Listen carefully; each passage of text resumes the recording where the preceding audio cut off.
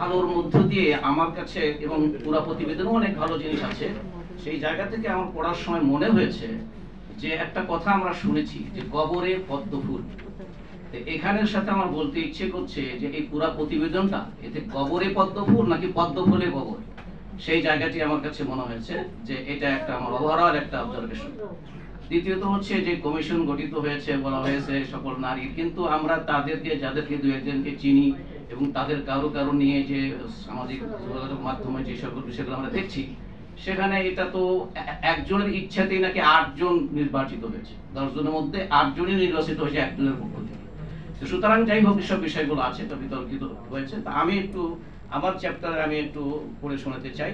সেটা হচ্ছে যে এই অধ্যায়ে জাতীয় স্থানীয় পর্যায়ে জনগণের মধ্যে নারীর ভূমিকা সন্নিবেশিত অনেক প্রস্তাবই ভালো ও নারীর অধিকার বান্ধব, এগুলো প্রশংসার দাবি রাখে। তবে এক্ষেত্রে আমার কিছু পর্যবেক্ষণ রয়েছে, যেখানে পর্যবেক্ষণটা মানে যেখানে স্বাভাবিক কিছু প্রশংসাটাই বেশি, যেটা আমি বলেছি, কিন্তু তারপরও আমার চিন্তাতে বা পড়ার সময় যেটা আমার মনে হয়েছে যে এই অধ্যায়ের পুরো আলোচনা ও পয়েন্টগুলোতে নারীর সমতা অধিকারের কথা বলতে গিয়ে নারীর অংশগ্রহণে আধিক্যের কথা বারবার বলা হয়েছে।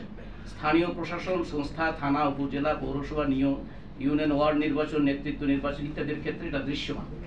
এরপরে সমাজে সর্বস্তরের নারী বান্ধব প্রভাব ও নেতৃত্ব প্রতিষ্ঠা করার কথা বলে কার্যত সম্পূর্ণ পুরুষ বৈরী মনোভাব তৈরিতে উৎসাহ করা দেওয়া হয়েছে। 3 নম্বর হচ্ছে পাহাড়ি ও সমতলে আদিবাসী ও তাদের নারীদের পৃথক অধিকার, নেতৃত্ব ও সর্বস্তরে অংশগ্রহণের দাবি করে নাগরিকদের মাঝে সুস্পষ্ট বিভাজন তৈরি করা হয়েছে। এই প্রস্তাবটি আমরা সবাই বাংলাদেশের সম্মানিত নাগরিক এর সাথে সাংঘর্ষিক। 4 নম্বর নারী বৈষম্যের শিকার বলে বৈষম্যের বিরুদ্ধে কথা বলে আবার সর্বপর্যায়ে নারীর কোটা নির্দিষ্ট করতে দাবি করা হয়েছে, যেমন নারীর বিশেষ আসন, বিশেষ বরাদ্দ, বিশেষ আইন, বিশেষ বাজেট, বিশেষ নিরাপত্তা, এমনকি আর্থিক সহায়তার দাবিও করা হয়েছে। এই চাওয়া ও দাবিগুলো সুস্পষ্ট বৈষম্য। সবশেষে আমি যেটা বলতে চাই যে মাননীয় প্রধান উপদেষ্টার কাছে এই দ্বিতীয় নারী কমিশনে যে প্রস্তাবগুলো দিয়েছে, যেখানে অনেক আপত্তিকর এবং গণধিকৃত প্রস্তাব রয়েছে, দ্রুত বাস্তবায়ন নির্দেশনা আমাদের মাননীয় প্রধান উপদেষ্টা দিয়েছে। আমি পত্রিকায় দেখেছি যে এটা একটা প্রশ্নবিদ্ধ হয়েছেন উনি এই ধরনের নির্দেশনা দেওয়া থাকলে, অথবা তার প্রকৃত বক্তৃতাটা হয়তো আমি জানি না, যেভাবে আমি দেখেছি বিভিন্ন ক্ষেত্রে সেই আলোকে আমি বলেছি। আমরা এই কমিশনের বিলুপ্তি ও প্রস্তাবিত প্রতিবেদন বাতিল করার জন্য দাবি জানাই। সাথে সাথে একটি যথাযথ প্রতিনিধিত্বশীল নারীদের নিয়ে কমিশন গঠন করে এদেশের মানুষের ঈমান, আকীদা, ধর্মীয়, পারিবারিক, সামাজিক, নৈতিক মূল্যবোধ ও মানবিক সুস্থ রুচিবোধের প্রতি শ্রদ্ধাশীল নারীর ন্যায্য অধিকার বান্ধব সংস্কার এবং কোরআন ও সুন্নাহর সাথে সাংঘর্ষিক নয় এমন প্রতিবেদন প্রণয়নের আহ্বান জানায়। জুলাই 2024 বিপ্লবে যে বিষয়গুলোতে গোটা জাতি ঐক্যবদ্ধ হয়ে জীবন দিয়েছে, রক্ত দিয়েছে, তা হলো জাস্টিস প্রতিষ্ঠা, বৈষম্য দূরকরণ এবং কাঙ্ক্ষিত সংস্কার করা। মূলত যুগে যুগে সকল নবী, রাসূল এবং আল্লাহর পক্ষ থেকে যে বিধান এসেছে, এই বিধানগুলোর মূল উদ্দেশ্যের অন্যতম এই উদ্দেশ্যগুলো ছিল আমরা আমাদের এই প্রিয় জন্মভূমি স্বাধীন সার্বভৌম বাংলাদেশে এগুলো বাস্তবায়ন চাই।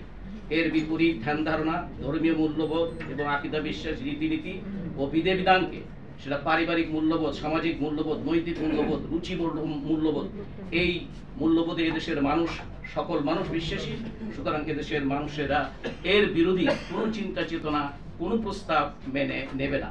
এজন্য সকল শ্রেণী পেশার মানুষ ঐক্যবদ্ধ ভূমিকা পালন করার আহ্বান জানাই। সবশেষে আমি একটি কথা বলতে চাই। আমার কাছে মনে হয়েছে যে এ সকল যারা এখানে আছেন বা এই ধরনের যারা নারীবাদী সংগঠন আছেন, তারা আসলে কি এই দেশটাকে কি করতে চান, সেটা তাদের এই সকল বক্তব্য ইচ্ছা। আমি এখানে দেখলাম তাদের একজন বলেছেন যে ধর্মে তারা এটা যখন প্রস্তাব করেছে তখন ধর্মীয় কোনো চিন্তা তাদের মাথায় ছিল না। আমি এটা বুঝতে কষ্ট লাগে যে দেশের অধিকাংশ মানুষকে, 98% মানে ধর্মে বিশ্বাসী, নাস্তিক বা আদৌ ধর্ম বিশ্বাস করে না, তারা শেষ করছি। সুতরাং এই জায়গা থেকে আমার কাছে মনে হয়েছে, ছোট্ট একটি গল্প বলে শেষ করব, যে পড়েছিলাম গল্প, তো গল্পই প্রবাদ গল্প, যে এক শিয়াল সে একটি গ্রামে ঢুকেছিল। গ্রামে ঢুকে এক কৃষকের বাড়ি থেকে মুরগি চুরি করে খেয়েছে।